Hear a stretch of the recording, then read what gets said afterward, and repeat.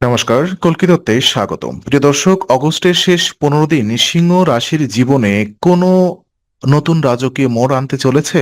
অহংকার বা আত্মসম্মানের লড়াইয়ে কি আপনি জিততে পারবেন, নাকি অন্তরের অজানা কোনো ভয় আপনাকে থমকে দেবে? গ্রহের বিশেষ অবস্থান আপনার ভাগ্যে ঠিক কি সংকেত দিচ্ছে, চলুন বিস্তারিত দেখে নেই।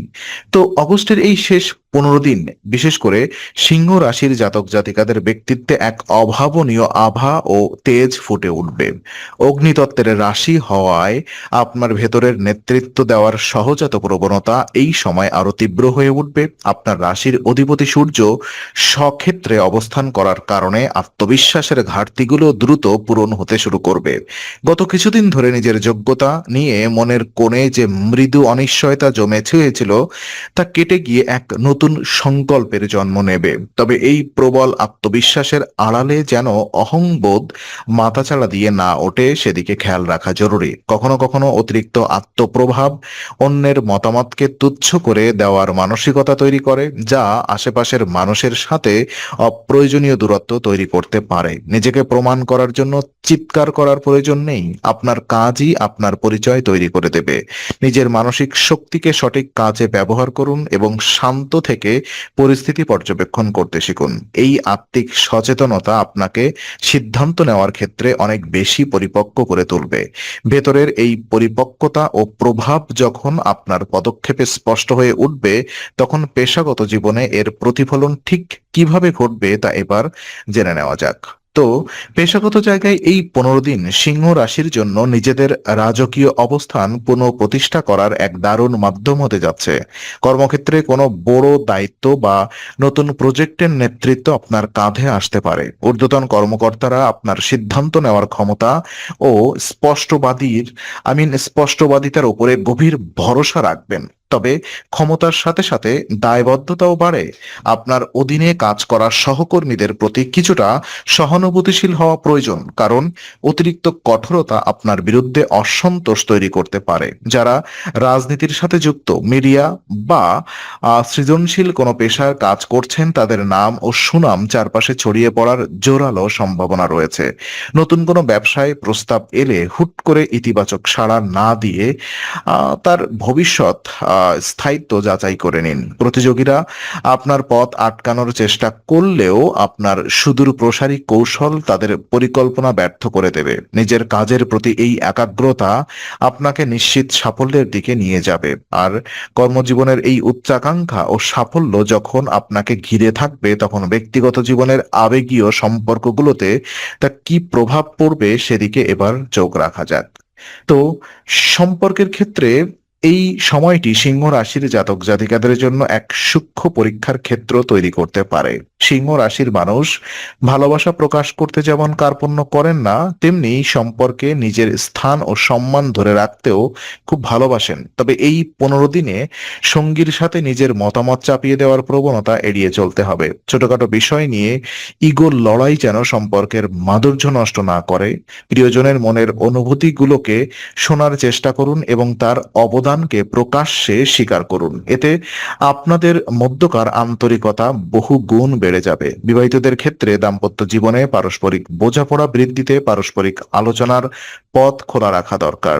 আর ওদিকে অবিবাহিত সিংহ রাশির জীবনে হঠাৎ করেই কোনো ব্যক্তিত্ব সম্পন্ন মানুষের আগমন ঘটতে পারে, যা মনে নতুন উদ্দীপনা যোগাবে। আর পরিবারের প্রবীণ সদস্যদের সাথে কোনো বিষয়ে মতভেদ হলে নমনীয় থাকা বুদ্ধিমানের কাজ হবে। ওদিকে সম্পর্কের এই সূক্ষ্ম সুতোগুলোকে যখন আপনি ভালোবাসার উষ্ণতায় বেঁধে রাখতে শিখবেন, তখন নিজের শারীরিক ও মানসিক সুস্থতাকে কিভাবে সঠিক বজায় রাখবেন তা দেখা প্রয়োজন।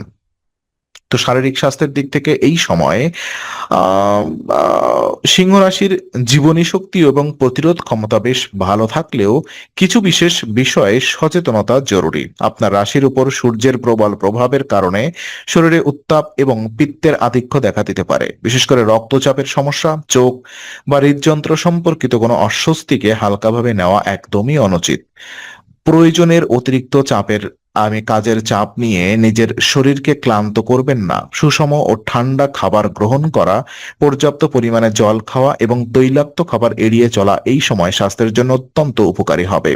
অতিরিক্ত মেজাজ হারানো বা মানসিক উত্তেজনা আপনার ভেতরে শারীরিক ভারসাম্য নষ্ট করতে পারে, তাই প্রতিদিন নিয়মিত প্রাণায়াম বা ধ্যানের অভ্যাস আপনার শরীরকে শীতল ও শান্ত রাখতে দারুণ কাজ করবে।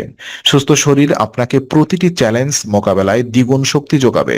শারীরিকভাবে আপনি যখন চাঙ্গা থাকবেন, তখন আপনার আর্থিক সিদ্ধান্ত ও সমৃদ্ধির চাকা কিভাবে ঘুরতে শুরু করবে, চলুন সেদিকে একটু আলোচনা করি। তো অর্থনৈতিক দিক থেকে অগস্টের শেষ 15 দিন সিংহ রাশির জন্য আর্থিক সচ্ছলতা এবং সম্মানের বার্তা নিয়ে আসছে। রাজকীয় জীবনযাত্রার প্রতি আপনার সহজাত আকর্ষণ রয়েছে এবং এই সময়ে উপার্জনের নতুন কোনো রাস্তা উন্মুক্ত হওয়ায় আপনার আর্থিক সমৃদ্ধি বৃদ্ধি পাবে।